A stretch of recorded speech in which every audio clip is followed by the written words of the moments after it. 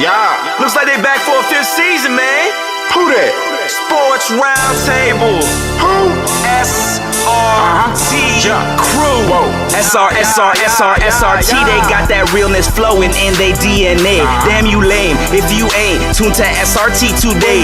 HO got that payload when he say so. What you betting on? Don't get mad at me on fantasy. Break up Kyrie LeBron. I be smooth as sports superhero Hancock in the mix. Deal with roll tide forever. Real talk, you know who he gon' pick. See where I be with SRT. Behind the glass, that G Money. They with a strong, I never lose. 6-man elite, that's J Smooth. All you other sports radio shows is fake news. Believe that. Turn up your radios, cause it's time for SRT Radio. Yeah. What up? It's Sports Roundtable, and we're live from our virtual studios overlooking the digital world. I am your humble host, HO from Bankhead, and as you can see, I'm kind of going solo tonight. Waiting on my main man Hancock to get here in the second hour. We got Smitty coming on at about 7:45, but hey, you got to keep it going. So here we are. I got everybody that's logging in. We're just going to have a conversation tonight. As Super Bowl week has begun, and it is all of that, a Super Bowl rematch. The Philadelphia Eagles versus the three-peaters, Kansas City Chiefs. And we're going to see how that's going to go down. It's going to be Sunday at 6:30. I think it's at 6:30. I know it's Sunday. I'll check the time in a second. But we're gonna have a good show for you either way. Once again, I'm HO from Bankhead Sports Roundtable doing episode 408. If you're into the Cash 3, go ahead and play that number 408. And we got some hot news for you. We're gonna talk Super Bowl talk. We're gonna talk the big trade, NBA trade, Luka and AD. So we're gonna check that out. Fox traded to the Spurs, and they're actually in town right now playing the Atlanta Hawks. So hey, you already know what it is. What say, Dez? I'm going solo tonight, buddy. So hang in there with me, bro.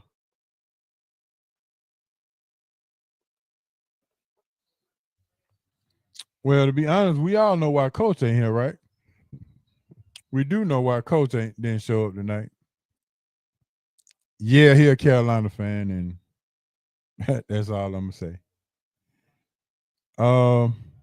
Yeah, the trade deadline is up tomorrow, so let's see if the Hawks can do a little something. Yeah, I got it, Dez. You're right. But let's see if the Hawks go do a little something. Rumor keeps having it that Brandon Ingram will probably get moved. I don't know what they're doing in New Orleans. The Pelicans, I'm not sure what they're doing over there in New Orleans. The only thing they got going on in New Orleans right now is the Super Bowl. And if you're going to New Orleans for the Super Bowl, understand security is going to be really, really rigid based on the situation that happened a few months ago. So don't go down there with attitude. Don't go down there all with your chest pumped out and all this other kind of stuff, because them folk will lock you up. Yeah, they will hide you for the weekend. So calm down. Don't go down there trying to be all macho man and things of that nature. Just giving you a fair warning. So y'all chill out. So like I said, the hot news, got the Super Bowl talk. I want your predictions to see what you're thinking about it. I sure have mine. So a free haircut is on the line for me, and this the week to go get it.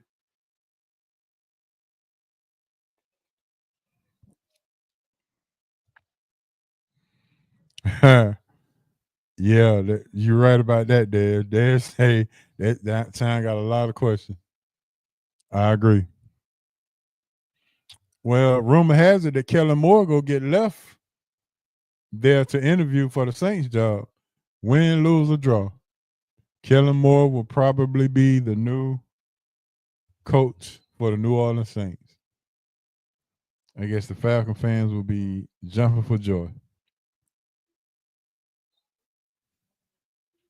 Yes, sir. All right, man. So let's do this. Y'all go ahead and join in with me. It's time for some hot news. Hot news sponsored by good old friends Big Easy Grill, Atlanta, Georgia. Big Easy Grill, 1193 Collier Road, Atlanta, Georgia. The best seafood, Louisiana seafood in town. It is off the hook and off the chain. Big Easy Grill is all you need when it comes to seafood, as they got the crab claws, the shrimp, the catfish bites, shrimp po' boy. They even got a decent pasta too. Make sure you go over to Big Easy Grill and let them know that SRT Sports Roundtable sent you, and you get you a discount. Any meals, $25 or more. All right, let's jump into it. Super Bowl 59. It is. Let me see if I can get some up here.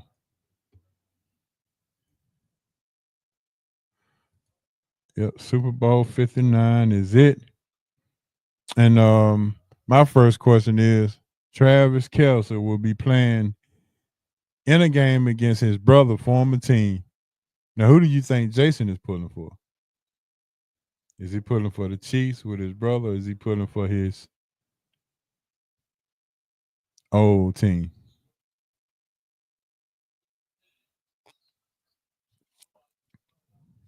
Yep.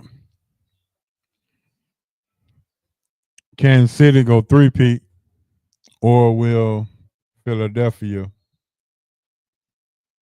stop the three-peat? If I had to put some money on them, I'm putting my money on Kansas City because I can't bet against the NFL. But if I had my heart without putting money on it, as much as I hate to say it, I guess I would go with I would say I'm pulling for Jalen Hurts. Let's just keep it real.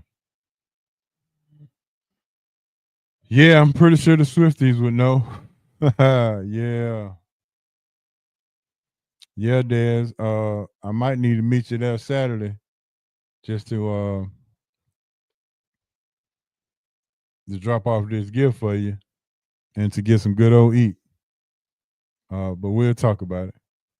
But the Eagles defense, let's remember the Eagles defense is not the same defense that they had before in the Super Bowl. They don't even have the same defensive coordinator. So let's be real. This is going to come down to Vic Fangio versus Andy Reid. It's going to be a battle of wits. Fangio used to be the defensive coordinator for the Denver Broncos, so he understands how to deal with Kansas City because he has been one of the only coaches in the league that has toned the Kansas City offense down when he's with Denver. So that's something to look out for. So make sure you look out for that. Mr. Johnson, who is the head coach at Arizona now, was the defensive coordinator in the last Super Bowl. But Vic Fangio is now the DC for the Philadelphia Eagles, and they secondary is much better than it was back then. So for all y'all who keep saying that the Eagles don't have a chance, the Eagles defense is much, much better. You got Jalen Carter in the middle causing havoc. Zach Brom, linebacker, he's a Pro Bowler. So look for the Philadelphia Eagles defense to do much better than we think against Kansas City. All right, let's flip it over to Kansas City. It's hard to stop. Hard to stop. Now, will they get called for a holding penalty in this game? Will the offensive line be called for a holding penalty They haven't been called in the last 3 trips to the Super Bowl in the playoffs. They haven't been called for a holding penalty, so we'll see how that go. Matter of fact, let me see what the point spread is. Might have to put me some fruit cups on that. Let's see what the point spread is.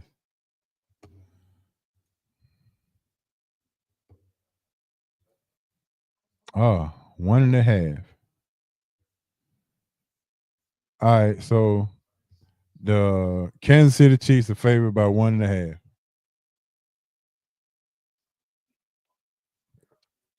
So, which means if you pick the Chiefs, you got to win by 2. If you pick the Eagles, you can lose by 1 and still win the bet. All right, so my question out to our loyal listeners: with the spread being 1.5, who are you taking? With the spread being 1.5, Chiefs are favorite. Who would you take in this game if you were betting? Yeah, that'll clip some of this up. Mm-hmm.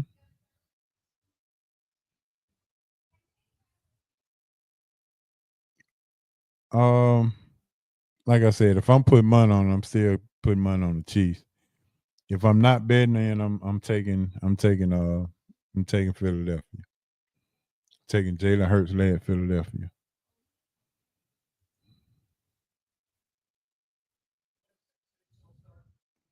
Yeah, I agree. It's hard to bet against 1-5. Well, his uniform look like a zebra. Definitely hard.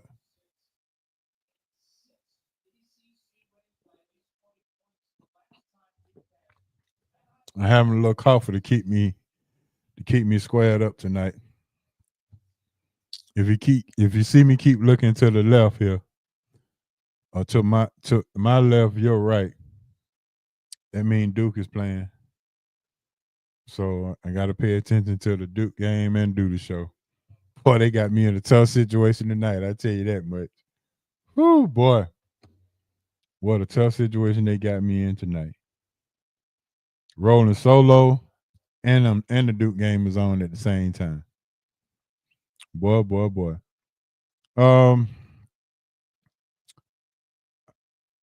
One more thing about the Super Bowl halftime performance. Kendrick Lamar. Rumor has it, and you know I don't start them. I just talk about them once they come out. Yeah, the Hawks sipping off too with Fox and Wemby on the same team. We would be the first team to see how they play. Boy, that's something else. Rumor has it that Kendrick Lamar cannot perform not like us. Say Drake has a lawsuit, will be suing the NFL, suing the Super Bowl, suing the state of New Orleans. I mean the state of Louisiana if he performs that record.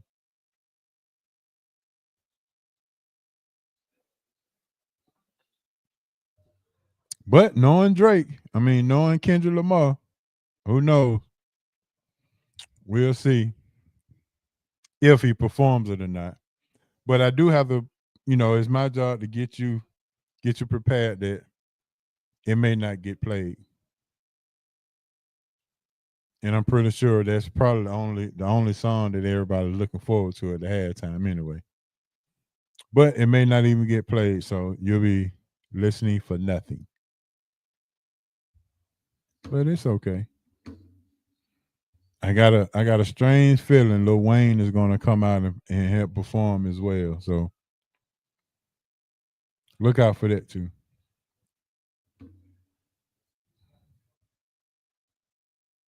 All right, so any other football predictions? Des, who you taking? Oh, I guess you say you taking Kansas City because you're not betting against them. Smart move, smart move. I wouldn't bet against them either.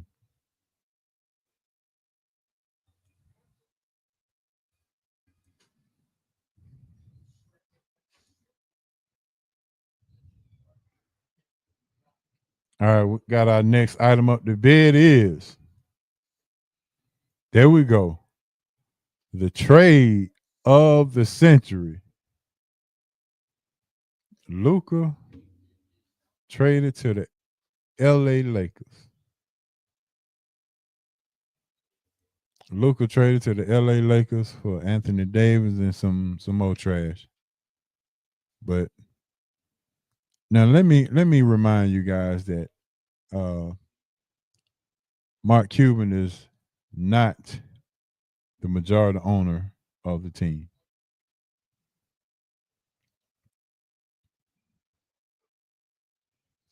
All right, hold on. Let's go back for a second. Dad said, yeah, I like Philip. Yeah, I understand that for sure. Definitely understand that. But back to the trade.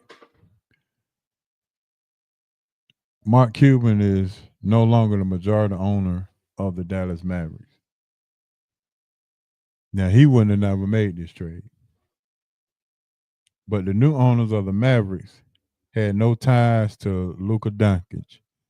So why would they be stuck with a $345 million bill to pay him? And if he's out of shape,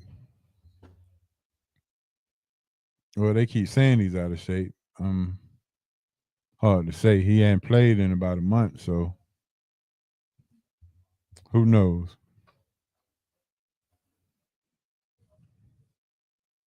Yeah, I'm not sure he's out of shape, but so one thing to take in mind is that because Cuban is not the owner, the new ownership had no ties to Luka Doncic. And to be quite honest with you, the family that bought the team is has a casino in Las Vegas. And I'm just here to tell you that don't be surprised if they up and move the Dallas Mavericks to Las Vegas.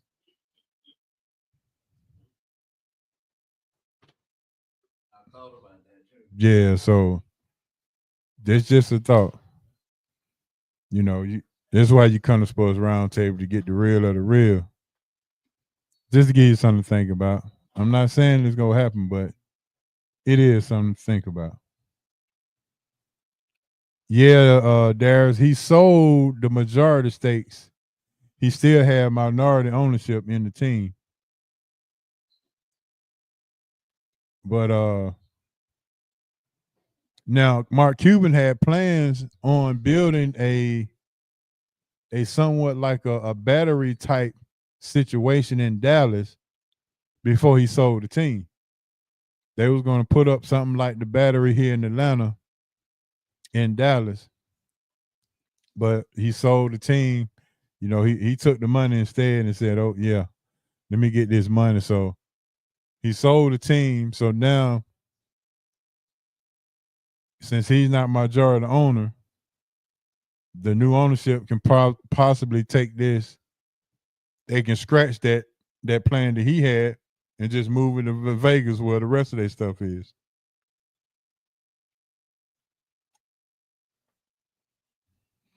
So let's not be surprised. Along another trade topic, De'Aaron Fox got traded to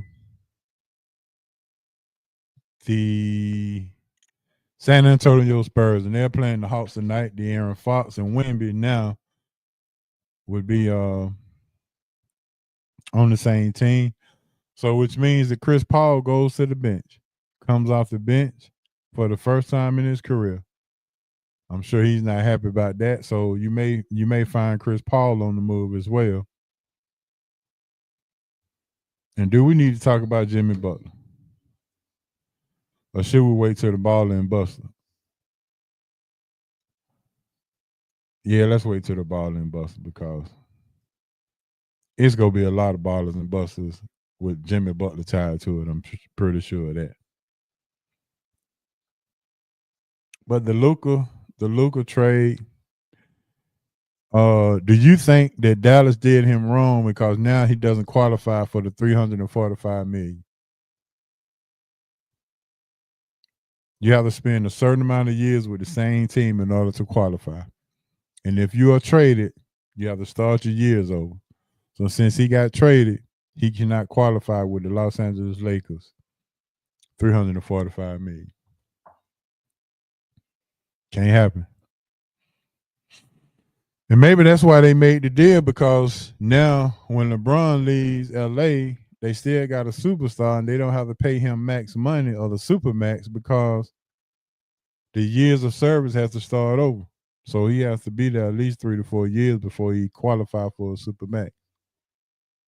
Smart move for the Lakers for sure.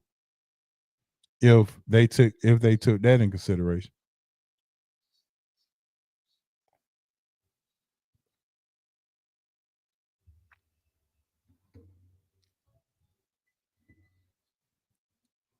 Okay, you don't think they did it wrong? Yeah, it is business first. I agree. So my next question. Let's see, Darius, what you say? What is he making in LA? Well, he's still getting his contract from the Dallas Maverick contract, so he's still getting that money in LA. But he's a free agent after this season, so he had to sign. He's a restricted free agent, which means the Lakers can sign him back, but he won't get a supermax deal. They can pay him pennies on the dollar now.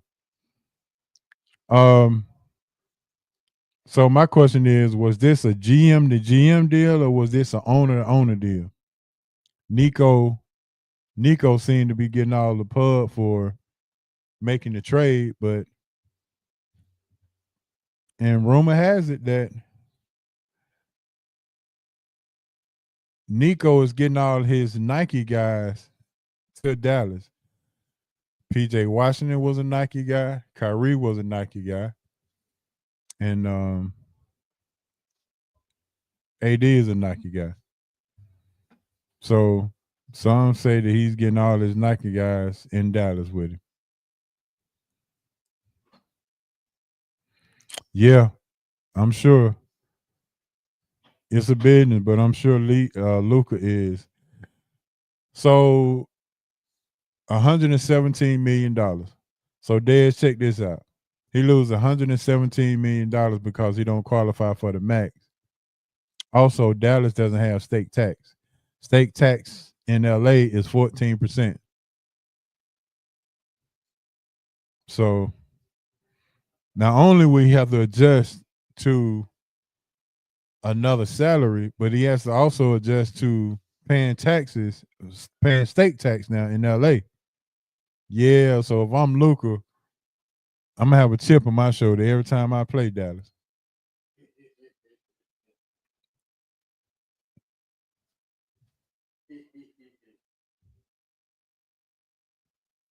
I mean, why wouldn't he? I mean, you talking about generational wealth that you just, and I'm pretty sure he had an inkling when Mark Cuban sold the team that his days was coming.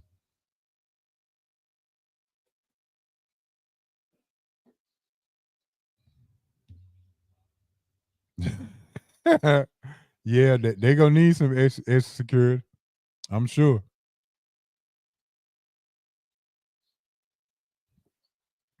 All that extra security they got in New Orleans this weekend need to come on up to Dallas when the Lakers go to Dallas and play. I'm pretty sure of that. Yeah, you can believe that. So my next question is, who makes the better deal? Who gets out? Who gets good out of this deal? Is it the Lakers or is it Dallas? Who has a better team now that the trade is done? We know who has we know who has the biggest stars, but as you know, we've seen it firsthand. Just because two stars play together, don't mean that the chemistry is gonna be good. And we're not seeing two dominant guys in Atlanta in Trey and DJ, and nobody could play off the ball. So if Luka comes back, plays for the Lakers, well, when he comes back and plays for the Lakers, who handles the ball more? Will it be Luka or will it be LeBron?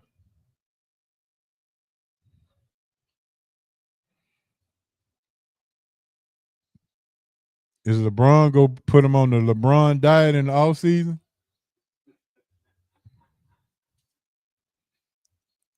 Does he have to stop drinking beer during the season?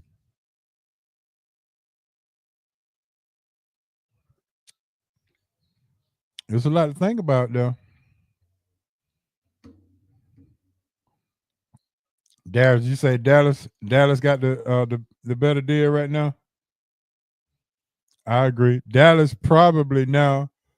Let's not mistake it. If AD is healthy, he's a top 10 player in the league right now. Only if he's healthy. If he's not healthy, very, very suspect. But healthy, yes. So we got Kyrie, who has been a model citizen since he's been in Dallas. Then you got AD, and Clay can still hit shots. And you got PJ Washington. And now they talking about getting Kevin Durant. Woo, woo.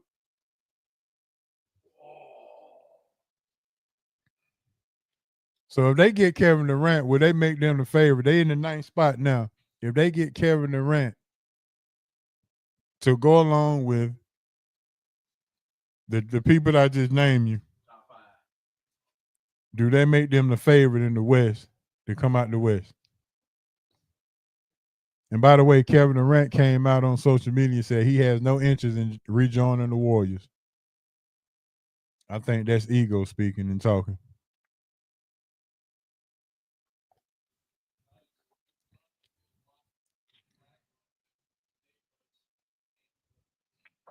But yeah, I agree with y'all, fellas. Dallas has the best deal right now because, first of all, we don't know if who's going to even handle the ball with.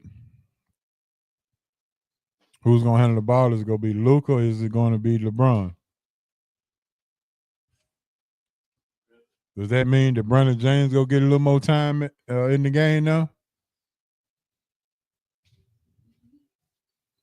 All right, so we got a question. Darius, my main man from Bankhead. Yes, sir. That's my guy right there. Listen, the Hawks trying to make a move with Brandon Ingram. I like that. Yeah, they said they was probably gonna be good with they was gonna be okay without making a move until Jalen Johnson got hurt. So Brandon Ingram is the talk right now, and they talking about giving up Bogey instead of giving up DeAndre Hunter.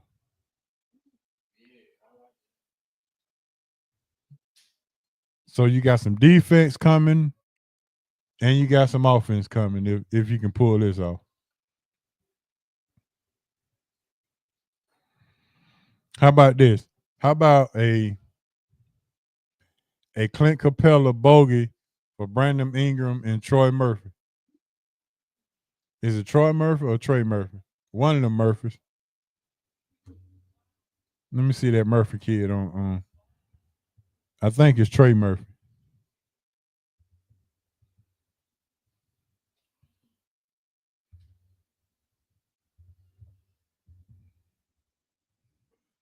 Yeah, Trey Murphy. So let's go. Let's get Trey Murphy and Brandon Ingram for Bogey and Clint Capella. Darius, you say bet? Okay, I like that too. Matter of fact, I even give y'all a pick along with that.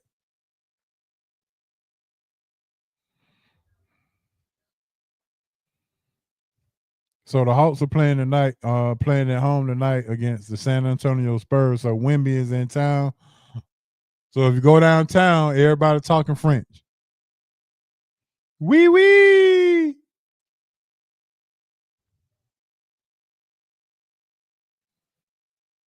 Going downtown, the Frenchmen are in town tonight to watch Wemby against the Atlanta Hawks. And I definitely will keep you updated on that score. But right now, I'm looking at the Duke game. Oh, I'm surprised Darius on with the way my boys beat his Carolina. Yeah, he gonna say something slick now.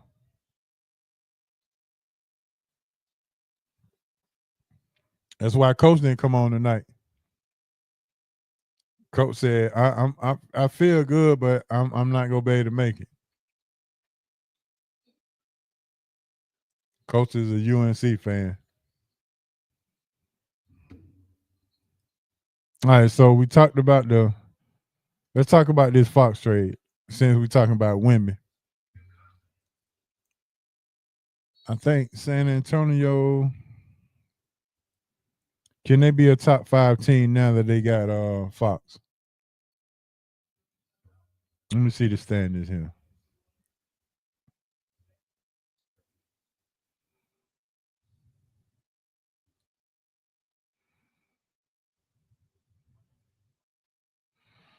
Ooh, right now the Spurs are number 12. They 12. I'm not sure if they can jump up that high. I don't know if they still make the playoff.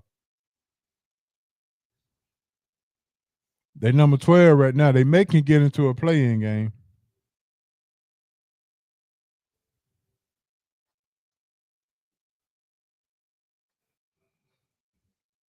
Yeah, Darius, y'all need a big man in North Carolina because them Duke boys went to work. They was hungry. They I hope y'all made the tournament. Oh, coach is in there. Coach in the comment section saying, "Watch it, watch it." Well, coach, you got the link, so you can come on and defend yourself.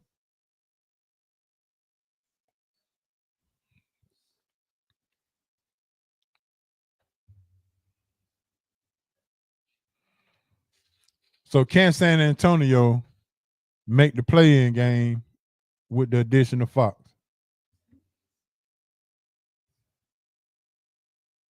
They got the number 12 spot right now. That's gonna be tough, being in the number 12 spot.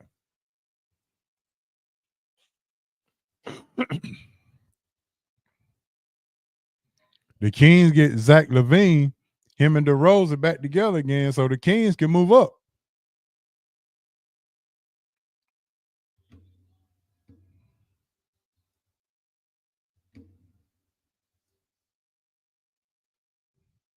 Yeah, I say the Kings could move up with Zach LaVine and DeRozan on the same team.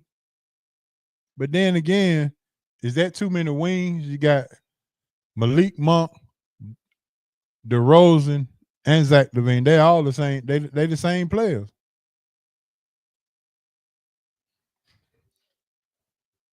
I'm not sure how this gonna work out in Sacramento. I think Vlad is still out there running things, so I'm not sure what the hell he doing. And Kevin Huerter gets traded to Chicago, so he's in Chicago. And another trade that happened today was Chris Middleton finally gets off the Milwaukee Bucks team and he goes to a Washington Wizards team that's dead in the water. Dead in the water. I would be super, super pissed off if I were Chris Middleton. So Milwaukee gets Kyle Kuzma.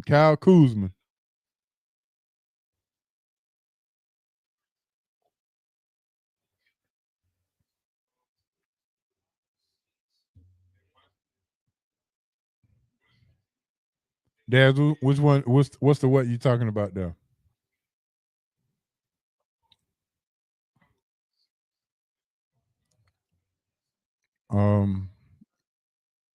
I was talking about Kuzma going to Milwaukee, and Chris Middleton got traded to Washington.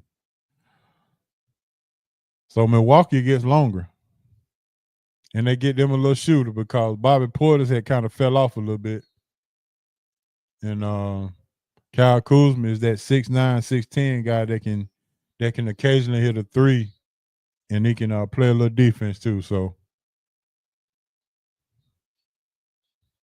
Milwaukee seems like they making a run for this thing.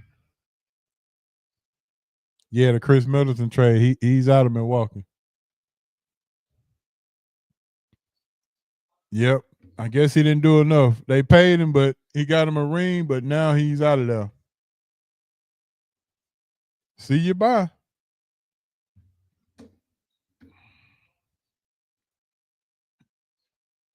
All right, let me check on this hop score real quick before my main man Smitty jump on. Y'all get y'all Falcons questions together because I got Smitty Smith coming on about 7:45. Hawks down by 10, 33-23. Get your Falcons question together because I titled this "The Lying Ass Falcons." Do you blame Kirk Cousins? Do you blame the coaching staff? We're gonna ask Smitty who's to blame for what we just heard this past week that Kirk Cousins. Hawks need to get him. Who? Chris Middleton? No, the Hawks don't need to get Chris Middleton. He stay hurt too much and he don't play no defense.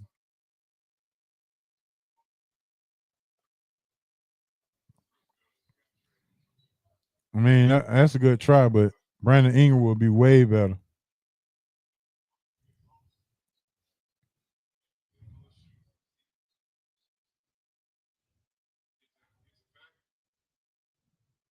Yeah. Brandon Ingram will be way better. Yeah.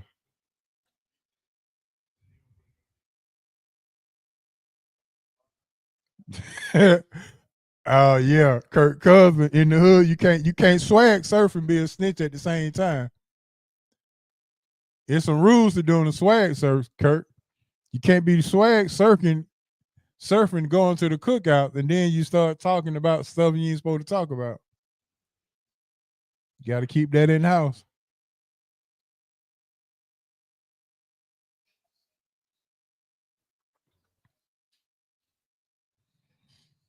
Let me go ahead and text Smith and tell him to come on. Let's get it.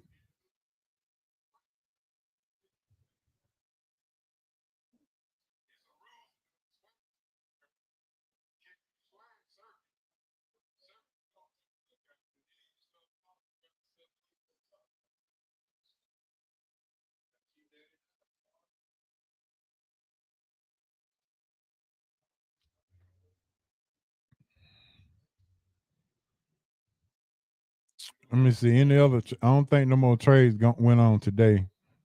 So tonight will be the night. So look at midnight. Look for tomorrow at 4:00 will be the trade deadline.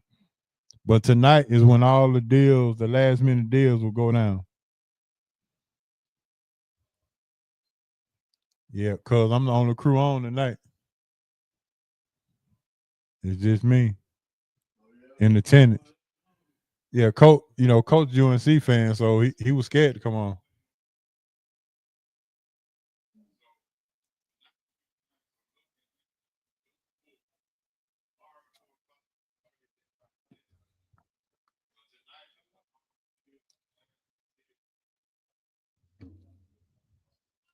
Hawks are down by 10. Yeah, fam, we up in here, baby. Yes, sir. Come on, Trey. Give me a Super Bowl prediction. You got Philly, you got KC. Who you got, Trey?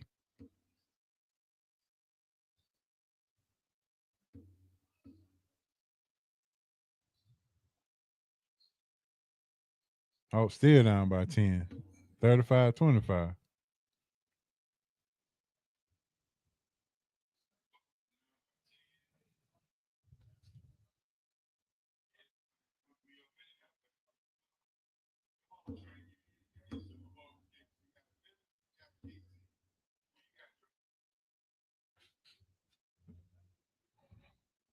Carl J walked in. I didn't ask him. Chiefs 1.5 favorite. Who you pick? The Chiefs.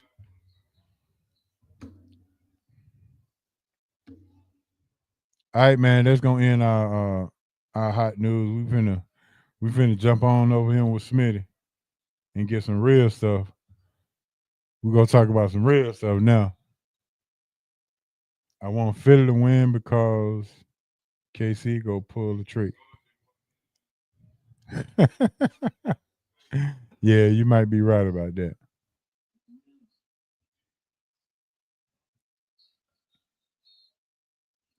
Can't go to work because of that meeting.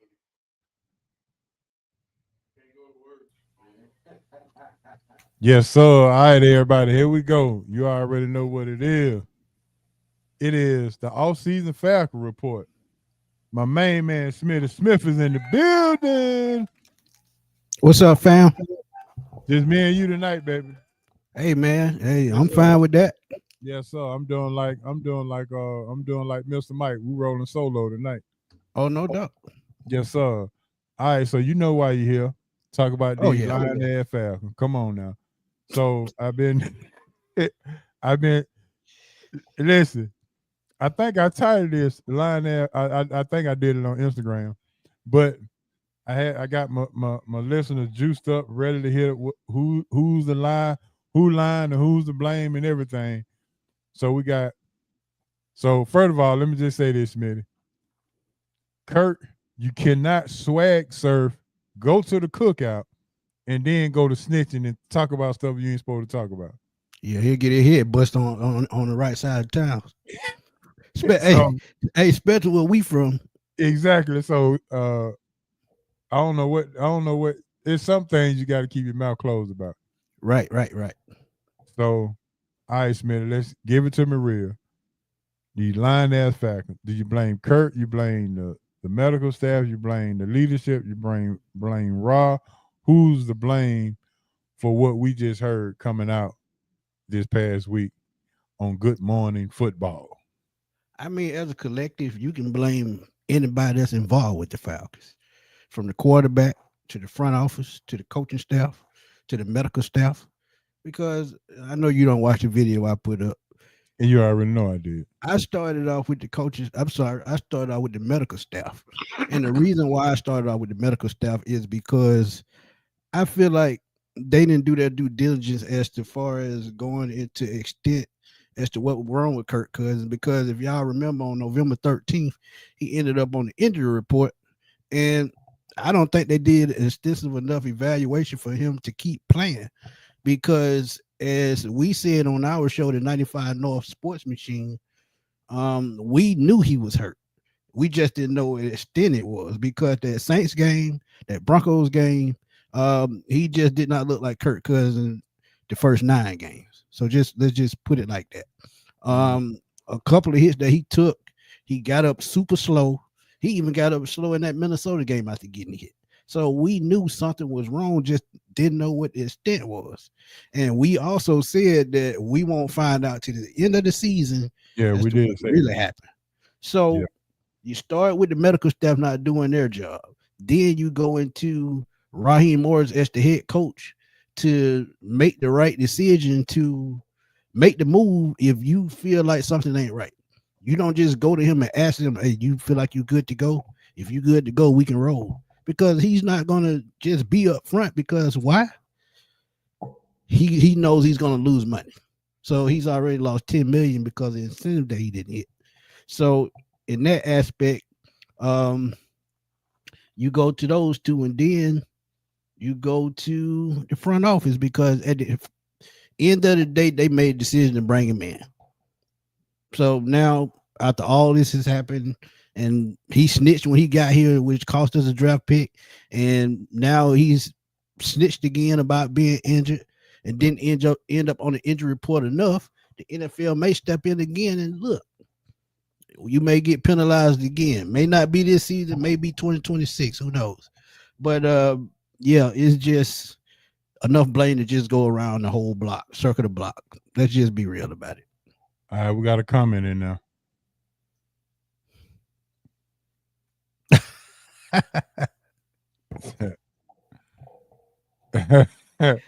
Hey, Trey, I mean, something ain't right. Can you tell that's Hancock, brother? Yeah, I can tell. Oh, yeah. Yeah. So with that being said, do you think that Kurt was giving the medical staff hush money?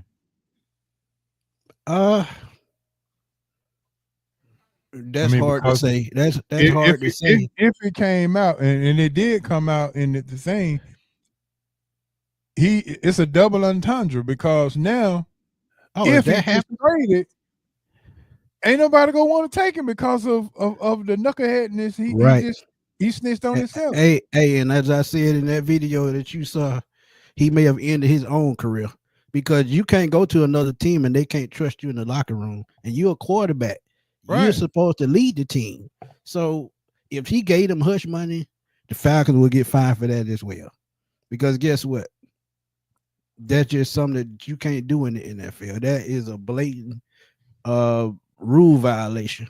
And it already showed when they got when he said he met with the training staff when he knew he wasn't supposed to.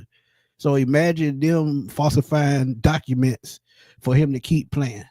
But at the end of the day, man, like I said, Raheem Morris should have knew something was wrong because he the head coach and he watched him game film. He watching him on the field live. He should know when something is wrong.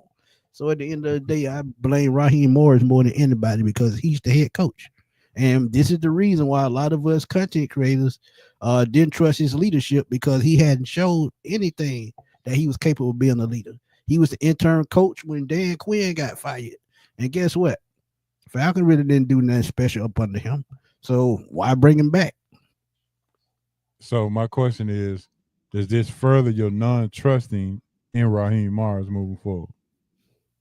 Absolutely. And I had more trust in Raheem Morris than most content creators. But there were a few who threw him up under the bus, and I understand why, and now I see why.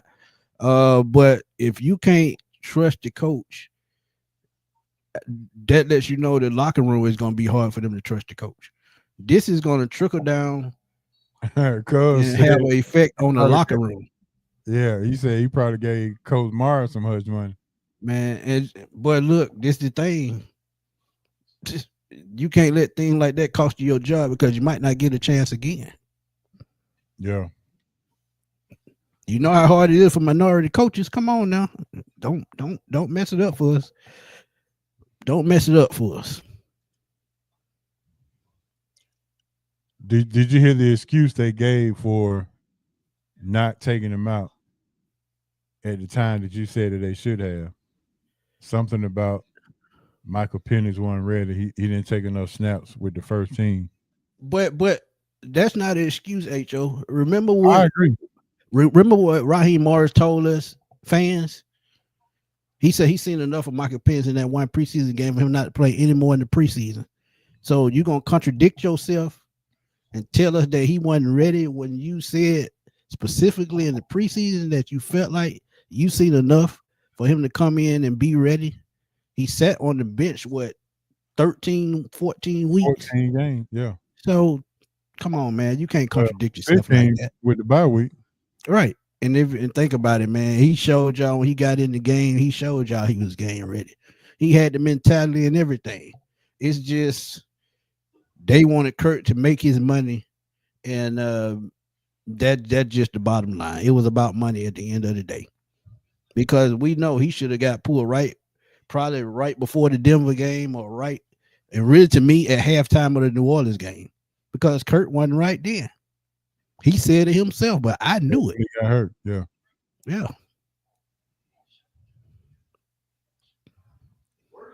Yeah, that's awful.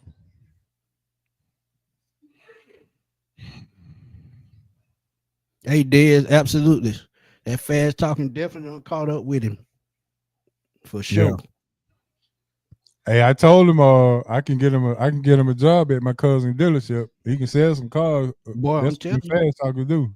Boy, he better be able to sell some dreams because, boy, if he start out bad in 2025, he gone. He won't even finish the season.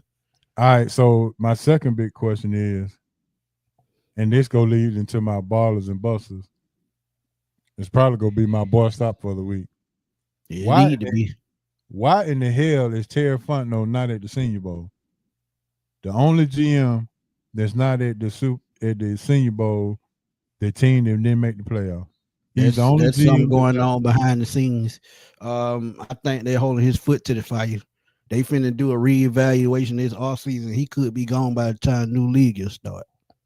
Something ain't right. It's some brewing in the back. I thought about that earlier today about why he wasn't there. That's not a good look. Just That lets me know. Good look. Hey, that lets me know, and we know Terry Fontenot put his foot in the ground when it comes to recruiting because he goes to the CFL, the XFL. He goes places to find talent, and not to see him with these prospects. That's a red flag, man. Something finna shake. Mm-hmm. And remember, he sold out the blank on bringing in Kirk Cousins. So something finna shake. Trust me when I tell you that. And trust me, I got my ear to the ground and it'll be up on the channel as soon as I find out. Found that very, very strange that he's not at the Senior Bowl. That's crazy. All right, so let's talk all season. Have we officially identified if we going to a 4-3 or we gonna stay with the 3-4? That's hard to say because he can coach both. But him coaching up under Dan Quinn for all those years, it could still be a 3-4 and it could be a 4-3 hybrid type thing. It just depends on what type team and what type of scheme and offense the opposing team is going to run on offense. I think that will determine what we will run for that particular game. Don't we need to identify that before we start drafting so we can draft the fit for the team? And that's why they've been drafting versatile type players. They can play more than one position. And this is why I like players like Jalen Walker, Jahad Campbell, Mike Green, guys that can come in and play a 3-4 edge or a 4-3 defensive end position. Or you have defensive tackles that can come in and play the zero technique, or they can play in the 4-3 next to Grady or whomever else is going to be on that defensive line. So this is why you draft versatile players. But we'll know soon. Trust me. What are you ran down a whole bunch of players just now. Who is your top 3 pick at 15 if we stay there? That's a great question. It just keeps rotating. Mike Green, definitely.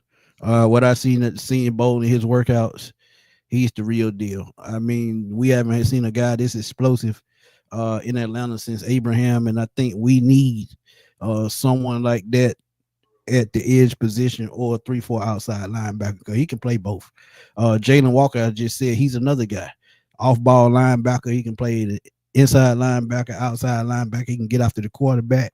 And we know in the league, mobile quarterbacks are really, starting to, be the new norm in that field. So you need a guy that's quick with speed that can go sideline to sideline like a Jalen Walker, inspire some of these quarterbacks because mobile quarterback has killed the Falcons over the last 2-3 years. Mm-hmm. And one more, Will Johnson, cornerback. A lot of people are not talking about the cornerback position, but we have a lot of free agents at the cornerback position. And to bring in a Will Johnson, who's a turnover machine, he can play all 3 levels: man, press, zone, fluid hips. He's just probably the best corner in this draft. And if he falls to 15 because of, as they say, not a lot of top end speed or closing speed, I would still take a chance on him because he would play very well next to an AJ Terrell, I think. What are your thoughts on the Falcons moving back? I saw a trade proposal. The Falcons move back to 20 and pick up another pick from Denver. And they have an extra pick at 85 and a pick at 20. What are your thoughts on doing something like that? Would you oppose to it? Or would you just stay where you are?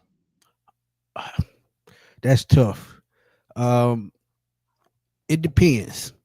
It depends on if Jalen Walker or Mike Green are both off the board at that point, and Will Johnson, all 3 of those guys that I named are off the board. If they trade back, I would not be mad because they will still be effective edge rushers in this draft. And another position that people don't talk about is offensive line, because Caleb McGarry only has 1 year left on his deal. Jake Matthews are getting long in the tooth, so you still need a tackle as well. So if they traded back and tackle was the position that they were probably going to go after, I wouldn't have no problem with trading back, especially when you only have 5 picks in the draft. Are they going to address the right tackle position to protect Michael Penix in this draft? Or is it a I no? could absolutely see that because Jake Matthews has 2 years left on his deal, and I don't see them getting out of that deal anytime soon. So right tackle would probably be a position, and to me, if they take a tackle in this draft, Caleb McGarry is good as gone because his guaranteed money is not much, and if they can trade him and get off that contract and put a rookie right there and bring back Storm Norton or Elijah Wilkinson to come in and back up that rookie, that's something that I could definitely see happening.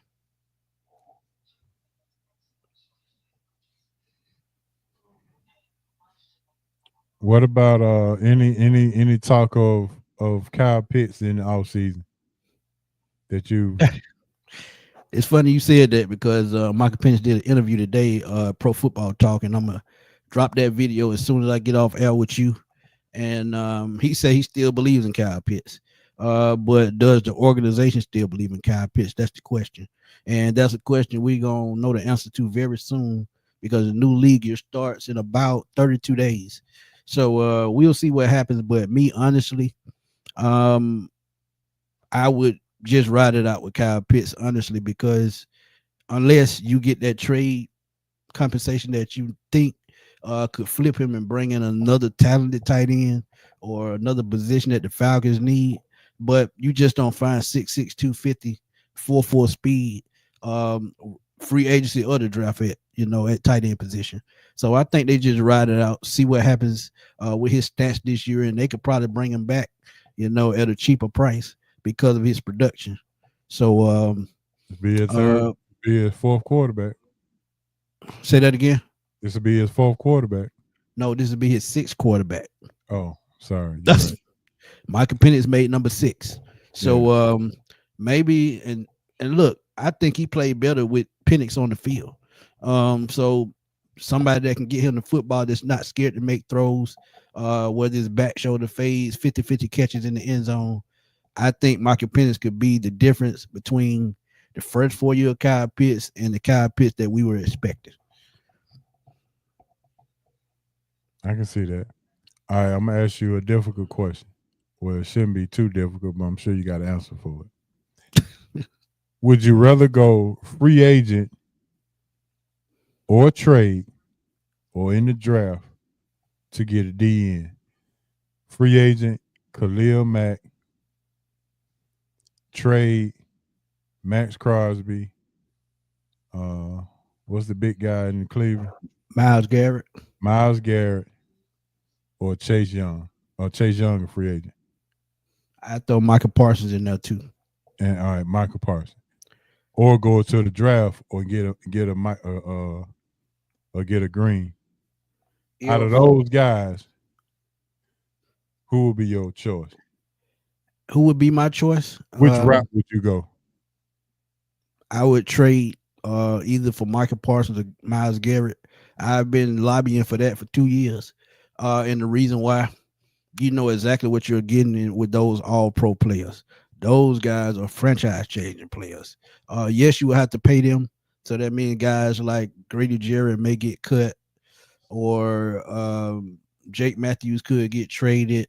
They will have to retool a lot and rework some contracts to make those contracts work. And Myles Garrett, his last 2 years are actually very affordable at $19 and $20 million. But you will have to re-sign him to a new deal probably after this season to save, down the road. But Michael Parsons and Myles Garrett, I would trade both of those. I would trade 2 first-round picks to get either one of those players because I know exactly what I'm getting. It's no 50-50. It's no we got to figure out how we're going to work around that. We know exactly what we're getting. Michael Parsons, you can move him any part of the field. Myles Garrett, same thing. So, you're getting game changing with those 2 players. So I would make those deals every day, twice on Sunday. Could you get Mike Green and trade for Myles Garrett? Ooh, that's a great question. Yeah, you can. Actually, you can. But as I said, some of the players that you have to get rid of, you have to make some tough decisions. David Onyemata, Grady Jarrett, or Caden Ellis, I think he stays. That restructured contracts and cap casualty cuts.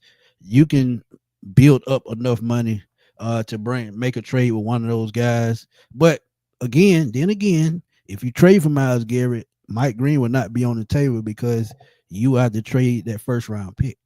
So he probably wouldn't be on the table unless he fell to the second round. So Jalen Walker, Mike Green. Jalen Walker still off ball linebacker, like I said. Like I just told you earlier, guy that can play multiple positions and do more than one thing. As I said, with the way the quarterback position is evolving, with mobile quarterbacks, you got to get that guy that can move all over the field. This is why I still like Michael Parsons as well. He's a Michael Parsons clone, in my opinion, and I think it just makes too much sense. Okay. Let me see what else I got.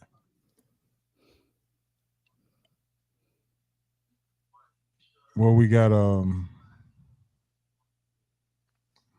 how we're looking how you liking the defensive line coach and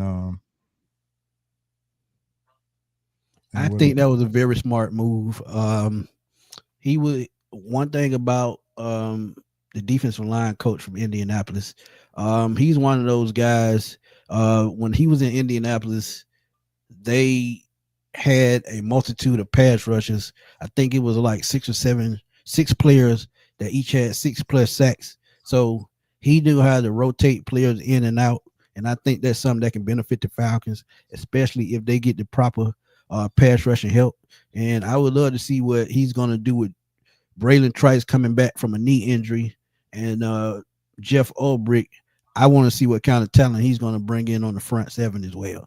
So I like the hires because they are familiar with each other. So I think chemistry is important when it comes to coaching, but it's going to be interesting to see how they scheme, what type of base set they're going to run. Like you said earlier, I think 4-3 is better, especially if they're going to keep Grady Jarrett. But if they're not, 3-4 is what we're probably going to see because they've already drafted his replacement already last year in Ruke Ororo. So we'll see how that plays out. What about what are we expecting from Braylon Trice when he comes back? We have a heavy expectation, or we just got to kind of look at this as a rookie season for him? Yeah, you got to look at this as a rookie season by him not playing last year. So you got to lower your expectation just a little bit. We just probably want him to come in and contribute. And I think that's the best you can ask. Now, Arnold Ebiketie, on the other hand, he's going to his 4th season in his contract year. So you're expecting him to probably try to get the double digits finally this year, especially after having only 6 sacks. And he kind of turned the corner playing tough last year, but I think it's that time for you to show the Atlanta Falcons what you can do.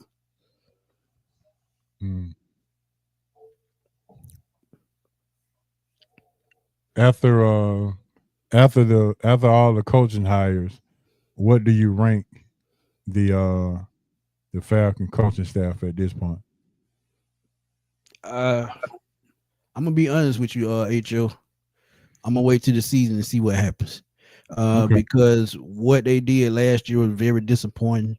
With all the moves that they made, bringing in Judon Simmons to go along with Bates, AJ, Grady Jarrett, and to end up how they did, I have to hold a grade. If I had to give a grade for this past season, I would probably say a C- to a D, because they were inconsistent and it cost the Falcons. And the bonehead decision they made to keep Kirk Cousins as the quarterback, it just dropped their grade to a C- to a D.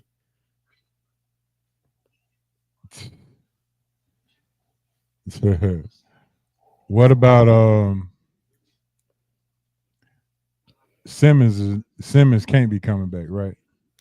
That's yet to be seen. It depends. He says he wants to return, but that's up to the Falcons. I mean, did he make any kind of impact? Not the impact that he should have made. Okay. He was an all-pro safety, but he is getting up in age, and I think that. And to be honest, the type scheme that we were running, he just didn't fit because he's a cover safety, and at his position, they had him at the strong safety position, and strong safety is usually the box safety. And when it comes to stopping the run, that just wasn't his strong suit. So he's a cover safety. He's really not, a run stopper. He's an Ed Reed type. Exactly. Yeah. What the hell they thinking about?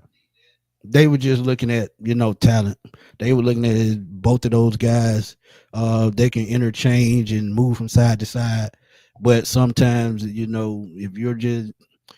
gonna do that, you better have a backup plan. Do we re-sign Drew Dahlman? No. I hate to say that because he fought like hell to get that starting center position because he was in a battle with Matt Hennessy for at least 2 seasons before he finally won that position. But again, you talk about money. He's going to probably demand anywhere from 12 to 14 million, and I don't think the Falcons can afford that. Jesse Bates has 1 year left on his deal. Oh, you do? Yeah, he actually going to the last year of his deal as well, so they may re-sign him at some point this season as well.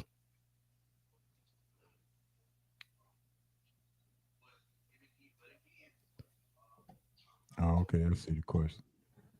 What about wide receiver? What's the man that got hurt for us? Rondale Moore? I don't know if he returns.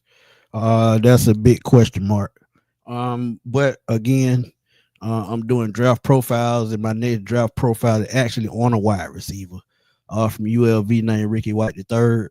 I will be dropping that sometime tomorrow. He's one of those guys I think come in and make an instant impact early, and he's going to be a day 3 guy. So he's probably going to be one of those hidden gems that I'm going to be looking at. But Rondale Moore, it depends. Ray McLeod is another wide receiver. He's another special team guy as well. So if they bring back one of those guys, it may help, but at the same time, it may end up costing Avery Williams his job as a returner. It will cut down Casey Washington playing time if he's ready. So it just depends on which route they want to take.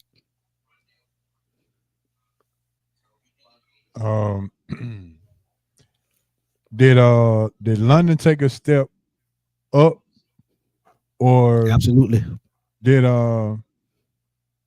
he solidify the number 1 spot in the receiver room? Absolutely. He took 2 steps forward this year because if you look at his first couple of years in the league, you didn't see that dog in him. He's being aggressive at the line of scrimmage. His blocking has improved, and it's something that he had to do to get that next deal and show the Falcons that he could be that number 1 guy. Now, what could take him to the next level even further is Kyle Pitts evolves into the tight end, like I said earlier, that he's supposed to be. Because if he takes some of that pressure off London can be a Mike Evans type wide receiver. So I could see him taking another step if Kyle Pitts becomes the guy we know he can be, because Bijan Robinson, he's who he is. So I don't have to speak on Bijan, but Kyle Pitts has to be that guy.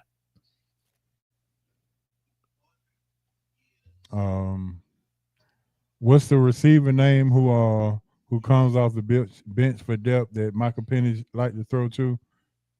That was Casey Washington, but he got hurt with a concussion. And you got to think about Darnell Mooney as well. Darnell Mooney he played very well this year. He did better than a lot. He did better than a lot of us thought he would. So They have weapons. Trust me, they have weapons. It's just all about game plan and scheming. And I give Zach Robinson credit. He adjusted well as the season went on. And at one point in the season, this team was putting up 25, 30 points a game easily. So if he can take that next step next year, the Falcon offense is going to be hard to stop.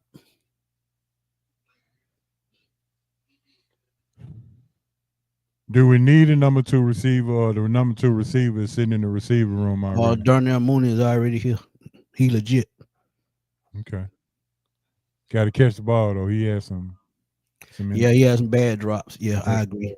But again, you got to think with Kirk Cousins, his arm was shot. A lot of them balls were short, throws short, and then you have to adjust to a Michael Penix who has an arm like Brett Favre and Warren Moon. So adjusting is tough sometimes. So hopefully he can get it together. But hey, even though some of those games where he dropped passes, we still should have won those games. It shouldn't have come down to just one person. Zavada, that's Ray McCloud. I think if he comes back, it'll be on a league minimum deal. If he'll take that, he'll happily come back. Yeah. Okay. Well, Smith, I think that's all I got for you, but we can talk Super Bowl if you want to. Yeah, let's roll. Who you think Jason Kelce rooting for? The Eagles or his brother? Definitely the Eagles. He's an Eagle Hall of Famer, man. He's probably going to be in the NFL Hall of Fame one day. He's an Eagle for life. But he's going to be happy for his brother too at the same time. But honestly, the way this game is going to shake out, I think Saquon Barkley is going to be the difference. He has to be the difference, because if he keeps Patrick Mahomes on the sidelines, the refs got to keep their flags in their pocket. All right, so I did point out before you came on, we talked Super Bowl, that this is not the same defense that the Eagle had when they faced him the first time. It's not even the same defensive coordinator. And you got to remember, Vic Fangio was the defensive coordinator in Denver for all those years who understand the Kansas City way. And he's had plenty of success against Kansas City. And with the front seven playing the way that they playing, I think it's going to come down to the Eagles defense and Saquon Barkley moving the chain. Yeah, agreed. And you got to think the Chiefs had the best interior line in the league, and that's where the Eagles thrive. So I think the difference on defense is probably got to be Jordan Davis, Jalen Carter, Nolan Smith, those Georgia Bulldogs. So I just think Saquon Barkley, like I said, controlling that clock is going to be key to beating Kansas City. And Kansas City is due for a loss, man. If y'all see them all season, they've been getting by all season. Buffalo, they just barely beat Buffalo, and Buffalo should have won that game. You saw who they played before that. Who did they play before? Yeah, the whole season they've been skating by. They ain't blown nobody. Yeah, they've been skating by. So and Buffalo beat them. That was the crazy part. Buffalo had their number again 2 weeks ago. So Saquon Barkley controls the clock. They win the game. Yeah. So you didn't make the trip down to New Orleans, huh? No, Nope.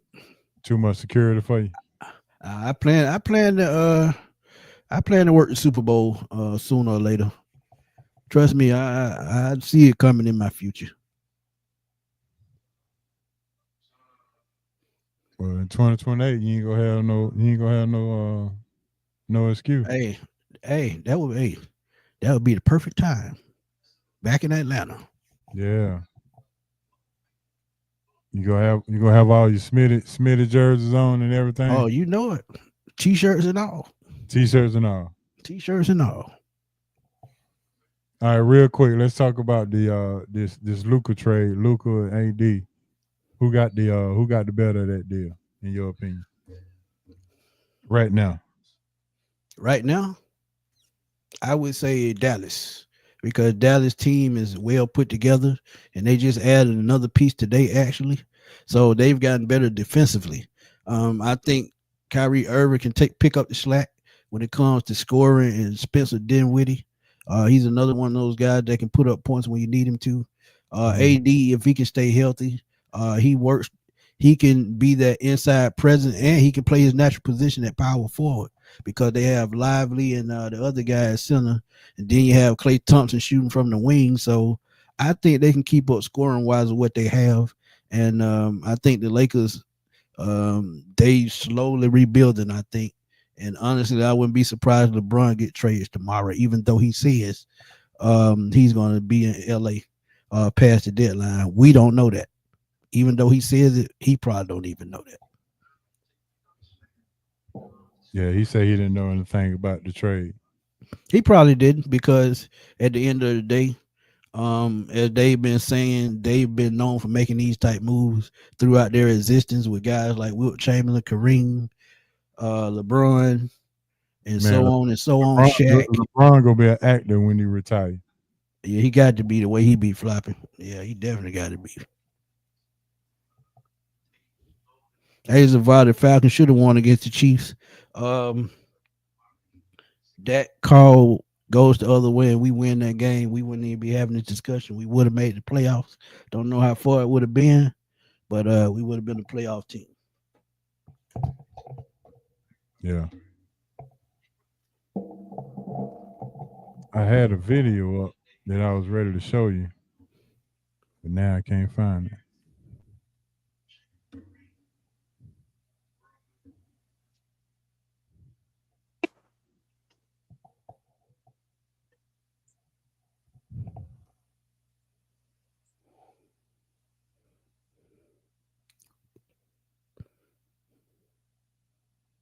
You got to press the present button and share the page.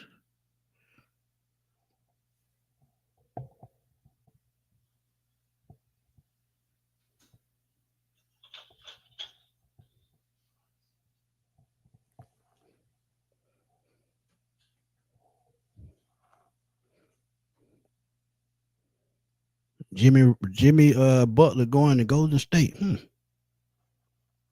I don't know how much I like that move, but hey, it is what it is. Even though he said he wasn't going to sign an extension, I wouldn't have made that deal. That's a waste of draft picks and probably a waste of a player. All right, here we go.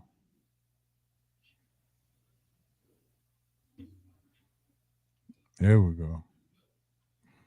All right. This is It's a great win for you guys tonight, but if we could kind of start with Saturday night and just when the news came down, your reaction, and just now look how he faking him out, acting like he didn't know. How you've been able to kind of manage your emotions over the last several days. Saturday night. My emotions all over the place. Obviously, we had just come off a big win, huge win in the Garden. I was out. You got seen the report. I was out with my family at dinner and got the news. And first time I heard it, I thought it was for sure fake. Thought it was a hoax. People messing around, whatever.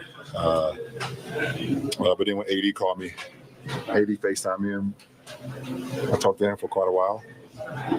And even when I got off the phone with him, it still didn't seem real, and it still pretty much didn't seem real until I saw Luka today, and then I saw a clip of AD at the Dallas shoot-around.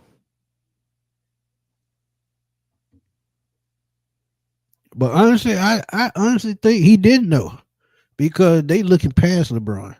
That's what I understand that. You know, Luka's going to be their face of their franchise for the next 10 years, and I honestly don't think he knew.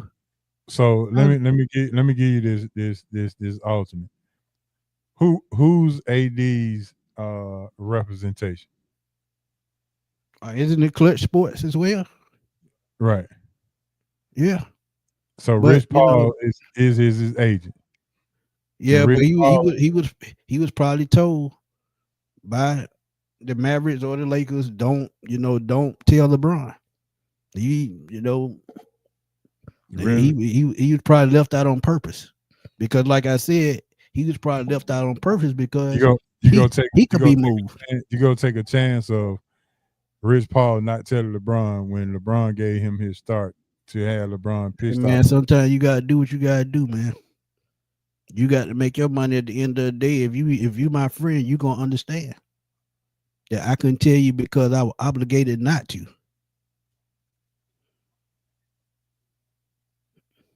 Yeah. Ain't no way I'm gonna let you fall into a hole if I tell you they trapping on Bankhead and Exactly. be careful when you go home. And Exactly. And they gonna say, Exactly. well, don't let nobody know. Well, I gotta let my man know because I don't need him to go down because I need this Falcon report. Right. It'd be just like an out of town and going on Shiver Street when you know you don't need to have your ass on Shiver Street. Right. So yeah. I guess we'll never know, but you know, it is what it is. Yeah, and honestly, I don't think LeBron cares anyway because he know his time is almost up. He done what he came to do. He won a ring in Los Angeles. He got to play with his son, so he don't have nothing else left to do. Now, if he waits till his other son gets to the NBA, that's another story. But at this point, LeBron has done all he needs to do. He's headed to the Hall of Fame, so at this point, it is what it is. He's a billionaire, and that's that. All right. Can you hang around a little longer? We got to do some ballers and busters. You got to get Cool. going. Cool. Go ahead. All right. Ballers and busters. Let me get this thing up here. Ballers, busters, and boy stop.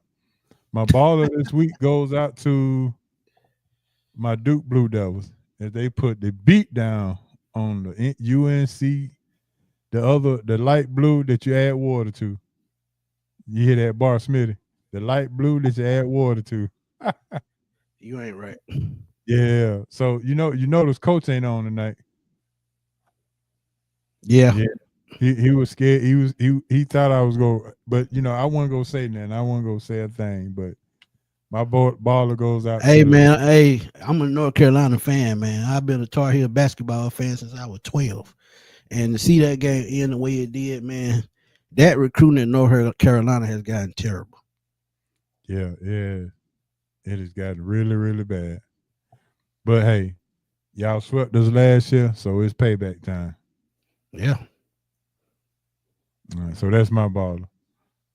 All right, Schmidt, it's on you. Y'all throw me your ballers in the chat. Give me your ballers and your busters. Ballers. I haven't watched much sports in the last couple of weeks. I had to go Trae Young, man. The game he had the other night, man, 34 points, 17 assists, to break that losing streak in Detroit. I had to get Trae Young, man. Trae Young don't get enough credit. He got snubbed from the All-Star game again, and I don't understand what the problem is, but he definitely is my baller for the week because even though he's lacking true talent around him, he's still performing. And I think losing Jalen Johnson is big, man. A lot of people just don't know how big that is. Mm-hmm. Yeah, man, I agree. And Carolina ain't looked this bad in a while.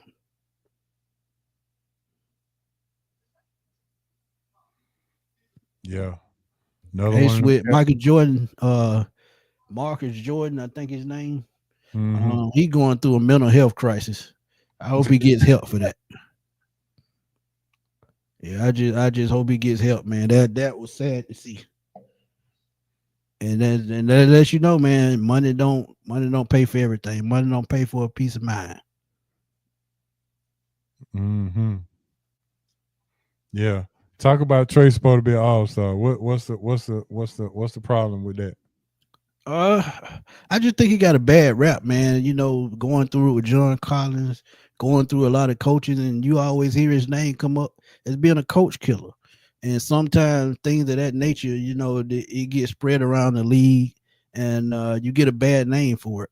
But I'm looking at guards in the East. They have Tyrese Halliburton from Indiana. No way he's better than Trae Young. Trae Young is topping points and assists in the league. Yeah. So It's more that Atlanta hate. They just put it like that. Can we? Well, Luka done been through some coaches as well in Dallas. Yeah, true. But the thing with Luka, he has always had the right talent around him. That Mark Cuban is not scared to spend money, and we know that's not the case with the Atlanta Hawks management. If the Hawks get Brandon Ingram, would you be satisfied? Oh, I'd be ecstatic. I think that's the type of scoring he needs from the wing. What we would have to give up to get him, I don't know. But you talking about that guy that can play anywhere from the 2 all the way up to the 4. So he's one of those versatile guys that can create space on the floor. He can create his own shot, and he's a catch and shoot type guy as well. And he can put up 30, 40 points any given night. That's what Trae Young needs. What about Bogey and Clint and a pick? Bogey is gone. Clint is gone. Just don't know how we gonna get rid of him. Bogey, Clint, and a pick for Trey Murphy and Brandon Ingram. I'm doing that every day, twice on Sunday.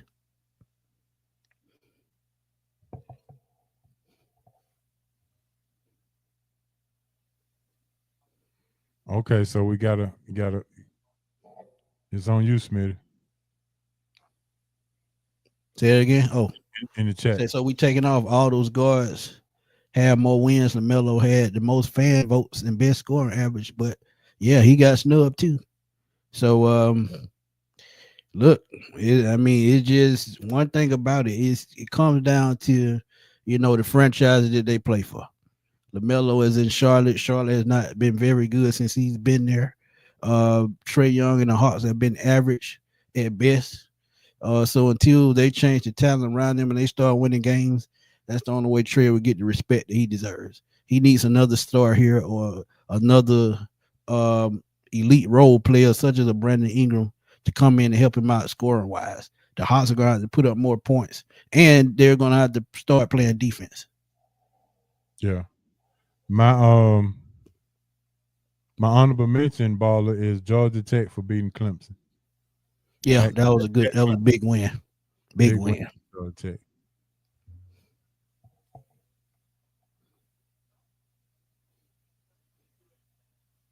Hey man, that's part of the process, Maurice.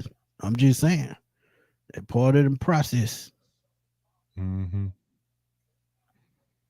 All right, time for the busters. I had my buster out. Jimmy Butler, but he still got traded. But Jimmy Butler making it so hard for him to get traded. Got suspended 3 times and told Golden State he was not going to sign with them long term just so he can get to Phoenix and play with snakes and rattlesnakes and all that. So Jimmy Butler, you get my buster of the week. And my buster going to the Phoenix Suns for trying to blow up that team. He trying to get to Phoenix, and y'all trying to get rid of Durant. And y'all stuck with Bradley Beal, who was a sucker move from the jump. So Phoenix, they just truly screwed. So they won't be a Devin Booker. I feel bad for him more than anybody in the league. He's one of the better players in the league. He's stuck with trash in Phoenix.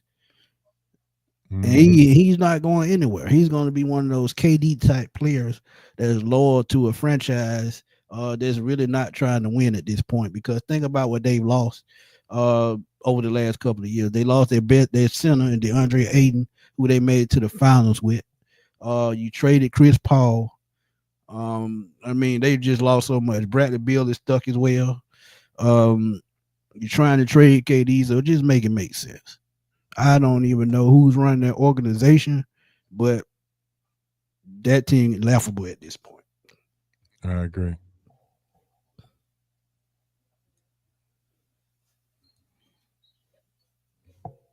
All right, let me see. I had some busters up there. All right. Marta say busters the Clippers and the Colts making him look bad year after year. Oh man, Jim Irsay, boy, oh my God, he went from one of the best owners in the league. He just fell off a cliff. When he lost Peyton Manning and Andrew Luck, that team has went. Ooh boy. And they got one of the better running backs in the league and still can't do nothing. Yeah. He just got a bad taste in coaches and bad taste in quarterbacks. Look.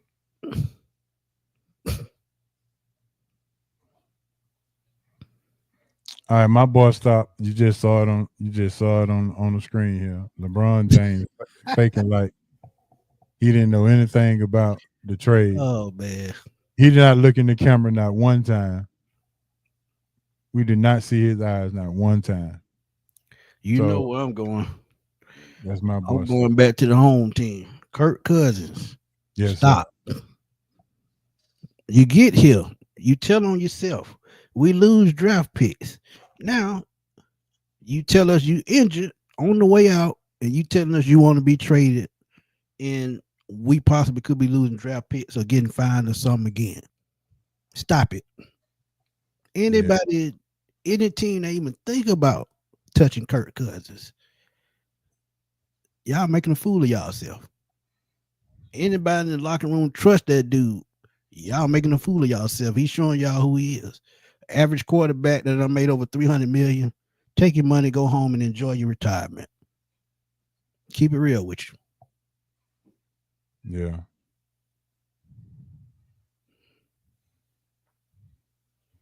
Just got a compliment from the Ursay. Hey, Matt, I'm just saying. Ursay, man, and then he done had off the field problem with that liquor bottle. That's another thing. He can't get himself right. So that's why his team is in turmoil. Let me check on this. Well,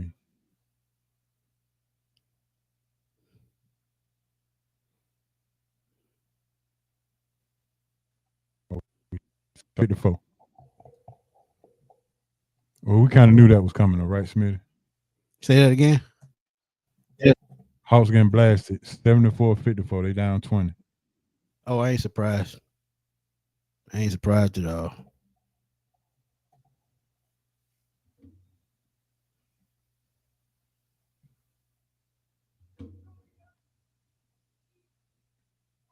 Let me see how many points.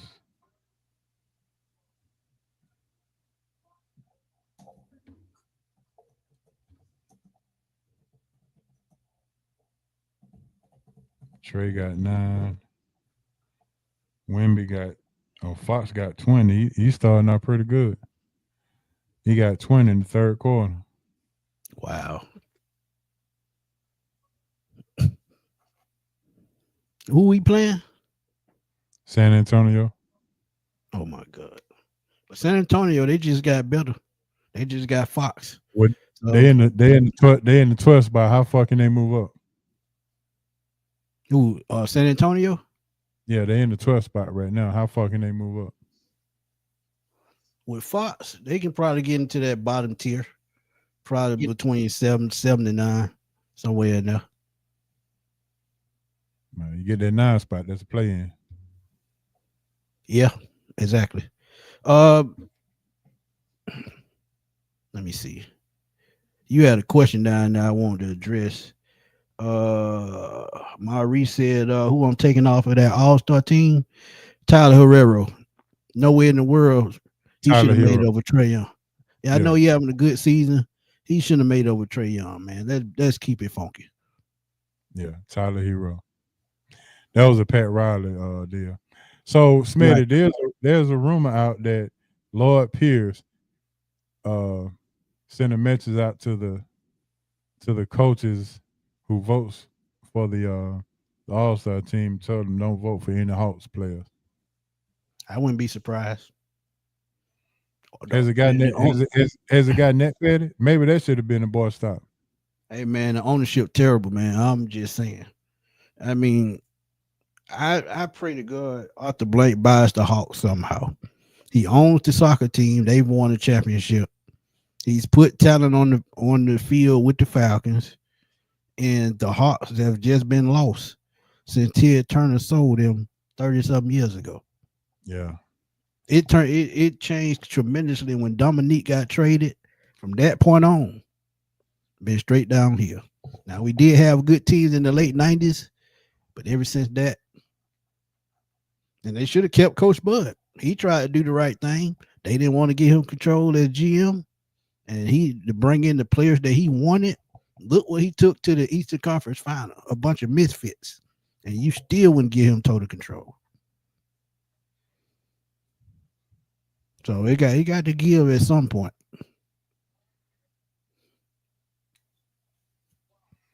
All right, real quick. Do you watch the All-Star game next weekend? No. You're not watching any of it? No Nope. festivities, no dunk contest, no three-point Nope, contest? don't watch it no more. First year you done did it, or you I ain't watched the All-Star game about 3 years. Keep it funky with you. The score, the way they keep the score is dumb. But you wait till the fourth quarter to determine the game. Man, no. Keep the All-Star game the All-Star game like we used to watch in the 80s and 90s. Mm-hmm.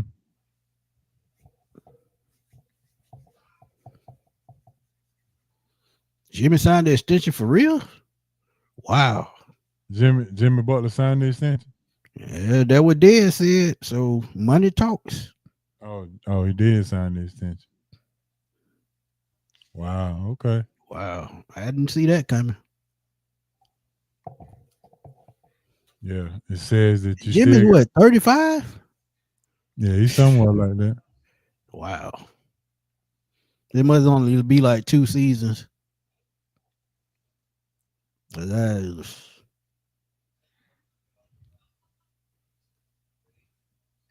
Yeah, he got to be about the same age Steph. Steph 36, I think. yeah, 35, 36. Yeah.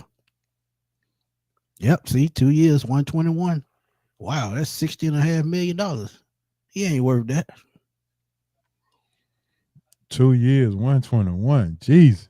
Woo. 60.5. He ain't worth that. Yeah, Golden State. Oof. Well, they got Now the you got Steph and Jimmy making over 50 million. Because Well, Steph what make they about got- 56, I think, somewhere in there.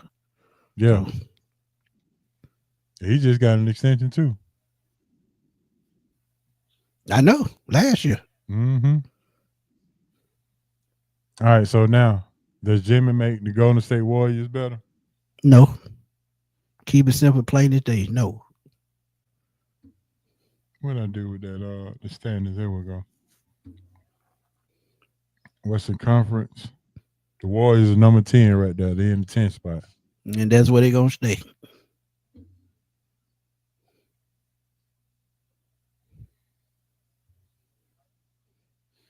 I'm sure they traded Andrew Wiggins though, right?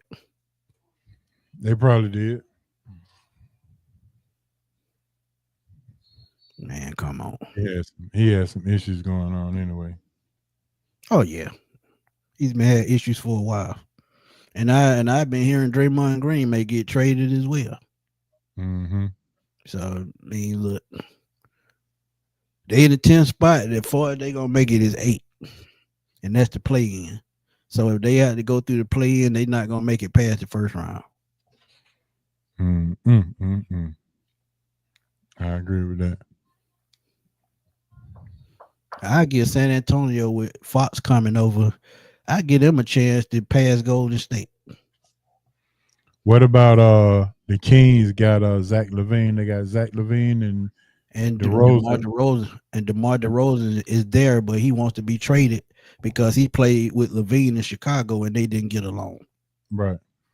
So I mean, some of these trades just didn't make sense. But that's how it goes. You think DeMar go leave there before the yeah. year is over? Oh yeah, he'll be gone by tomorrow by 4 o'clock. Would you want him in Atlanta? Nah, I would rather take Ingram. Take Ingram. Okay.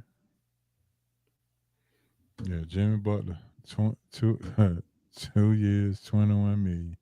121 million. Wow. I did not see that coming.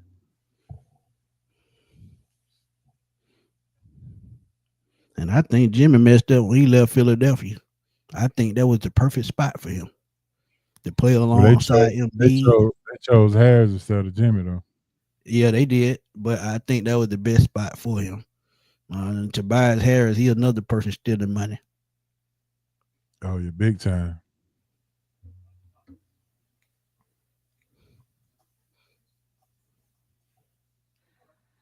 Mm-hmm.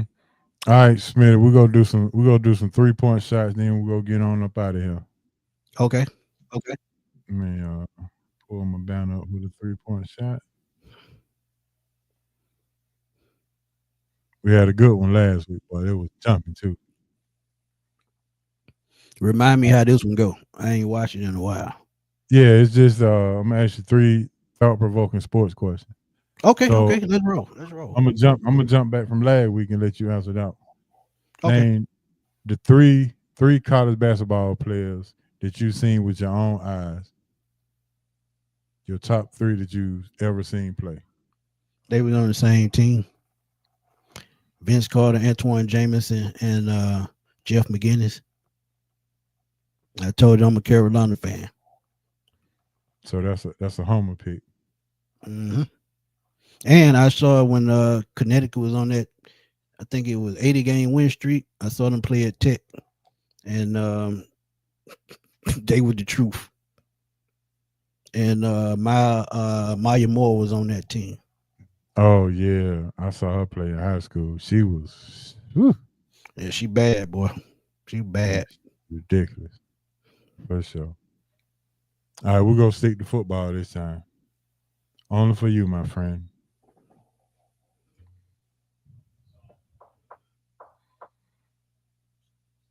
You got 3 running backs,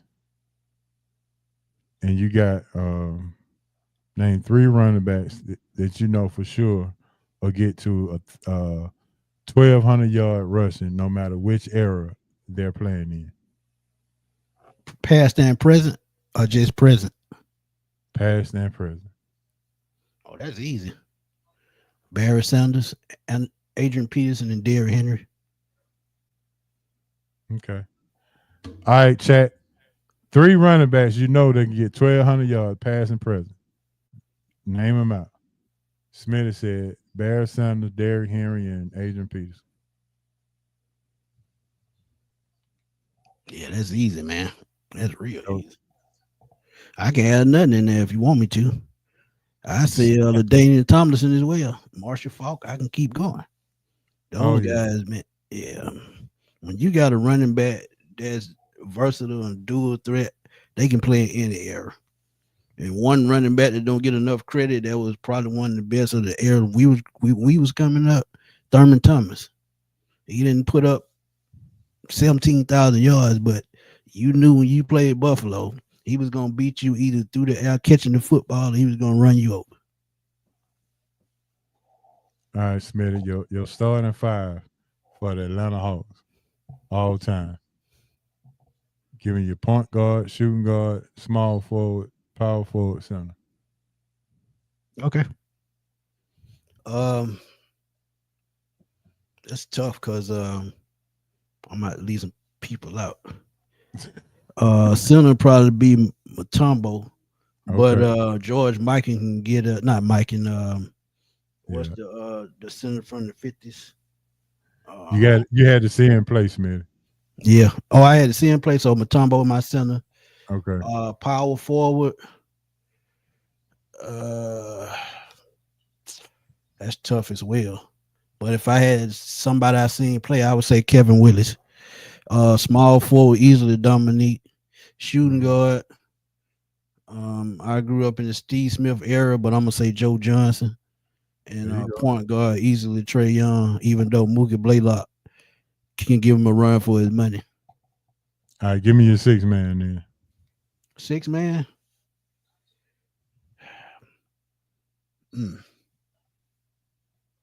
Just because of what he did for Atlanta, I say Lou Williams. I can go with that.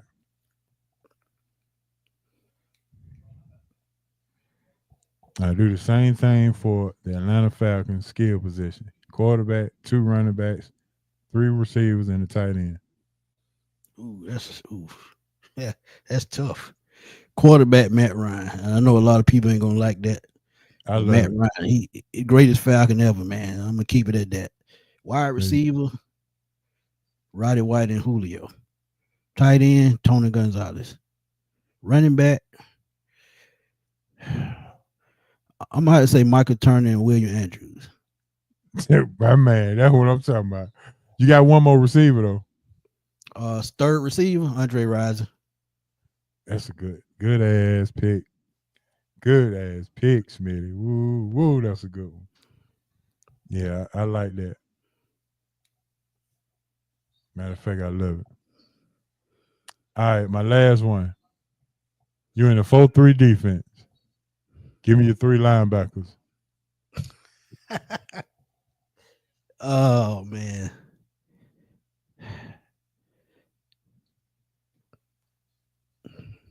Lawrence Taylor, Ray Lewis, and Derek Thomas.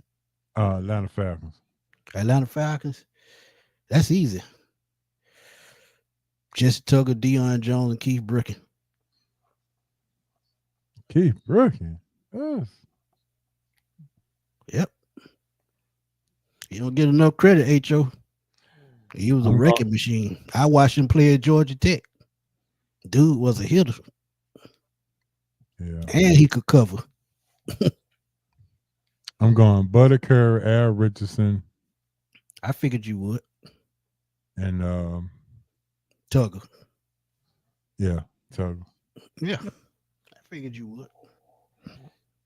I don't know. I might go Deion Jones, because Buddy Curry got the middle. I'll put Deion on the other side. Right. Him and Al Richardson. Let them boys run and go.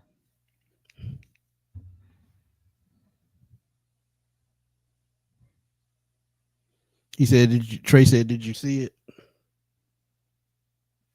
I don't know what you're talking about. You probably talking about that Butler trade.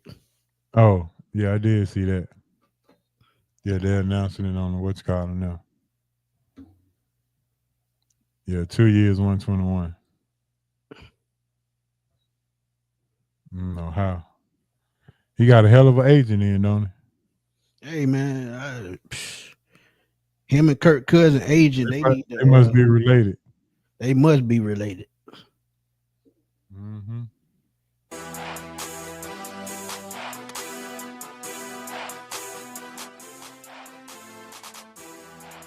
Yeah, we're gonna chop this thing up, man. Get on up out of here, man. And I gotta finish watching my Duke game. I had to cut about 10 minutes short tonight. Hey, it is what it is. You gotta do what you gotta do. I do what I gotta do.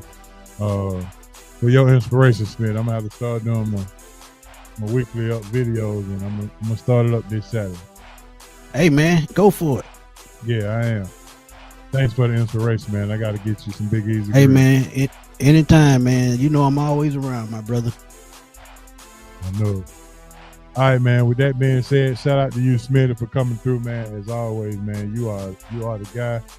Is it 14K yet or 15K? 14. I'm aiming for 15. Hopefully by time the season roll around. There you go. All right. 14K Smitty, man. I sure appreciate it. Appreciate everybody tuning in as I did this thing solo tonight, and it was all to the good. Facts. Hold on. Somebody else had to come in. I don't think so, Trey. I think they may move up just a little bit. They may go to number 10, maybe. Yeah, the Fox move, them getting a point guard was a major move. Mm-hmm. Every center, every bit man needs a point guard. Always remember that. Yeah. All right, Smitty, let everybody know where they can find your information, bro. Hey, man, they can find me on Smitty Sports Machine on YouTube. Find me at FatBoySlim_21 on Twitter. And you can catch me in my NFC South round table mates every Tuesday at 7 o'clock during the regular season. Right now, we're just doing pre-records and giving our thoughts on what's going on in the off season. I just dropped my draft video on NFC South Roundtable. Should be coming out soon. So y'all just stay tuned, and I'm giving out draft profiles, free agent targets, and all that on my page. And I'm about to drop. I told HO this a little bit earlier. Kyle Pitts Seems like Michael Penix has confidence in him, but Atlanta Falcon fans do you. I'm gonna give y'all my thoughts on that, man. So y'all tune in that video. Will be out in a little while. If not, just catch it in the morning when you wake up, you're riding in the car, or you're in the gym. Just tune into the Sports Machine because I give y'all true and wild and sometimes crazy thoughts. Yes, sometimes when you can't come on, I'm just gonna play your videos. I'm just gonna do the videos and share it. Hey, they there. They there. Share my screen and just share your videos and just do it from there. They there, bro. They there. And for all the people who, I was telling Cuz this, for all the people who don't know who Saha the Prince is, you're missing a true talent. Saha the Prince did another freestyle on LA Leaker, and boy, it was something to see. Saha the Prince may be the most underrated rapper in Atlanta. Hey. Point blank period. I'm gonna send it to you, Spin, and let you listen to his No freestyle. doubt. Just send it to me, man. I'll check it out. Check it out, man. Listen at the wordplay. Yeah, so use the word. And you know, we had some rappers coming up in the late 80s, early 90s that nobody knows about. Yeah. So we got a lot of hidden talent. This one hidden for sure. And I'm gonna send you that. Hey, for the Super Bowl, I hear that Drake got a lawsuit out if Kendrick Lamar plays Not Like Us. Yeah, I've heard that. Yeah, so we're gonna be on the lookout, and we're gonna have some side bets on if they gonna actually play it or not. Yeah, they gonna play it. Come on, man. Let's keep it real. He don't care about that. He don't care. Because guess what? Whoever signed him, they gonna pay the fine or they gonna pay the suit. So the NFL owner for that night. Right, because they gonna make money off of it, so he don't care. Yeah. Yeah, so with that being said, man, for my main man Hancock, Smitty, and everybody who tuned in to watch the show, this H.O. from Bankhead, R.I.P. Monza Pop, R.I.P. BC, and this is from the SRT crew, man. We'll holler at y'all next week. SRT, and we out. Peace.